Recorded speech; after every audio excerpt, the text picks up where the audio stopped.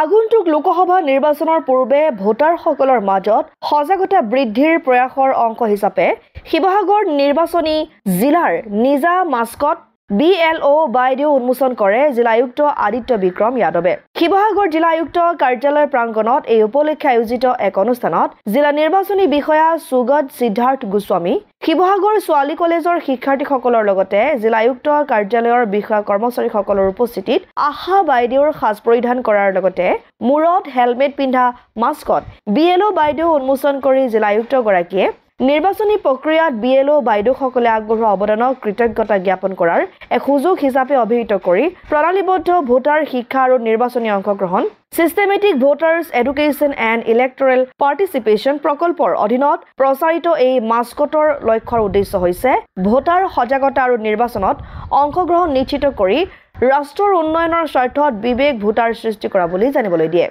21 মাৰ্চৰ দিনতে আমাৰ শিৱসাগৰ নিৰ্বাচনী জিলাৰ মেস্কটৰ উদ্বোধন কাৰ্যক্ৰমত আজি আমি সকলোৱে আহি উপস্থিত হৈছিলোঁ।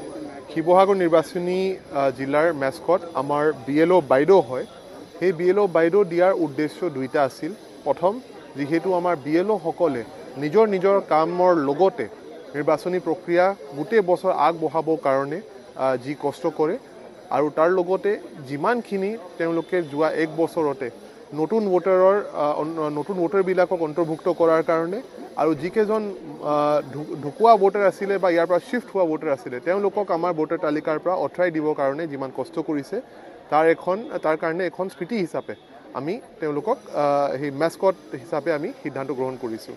তাৰ লগতে যাতে আমাৰ সংবাদ মাধ্যমৰ এখন আকৰ্ষণ হয় আৰু যাতে ফ্ৰী এণ্ড ফেয়াৰ ইলেকশ্যন কেনেকৈ আমাৰ শিৱসাগৰ নিৰ্বাচনী জিলাতে হ'ব পাৰে তাৰ কাৰণে আমাৰ সংবাদ মাধ্যমৰ যোগেদি আমাৰ ভোটাৰসকলক সেই কথাটো জনাবৰ কাৰণে মই আহ্বান জনাইছোঁ। শিৱসাগৰৰ পৰা সৈয়দ মুস্তাকুৰ ৰহমানৰ ৰিপৰ্ট, অসম আদিত্য।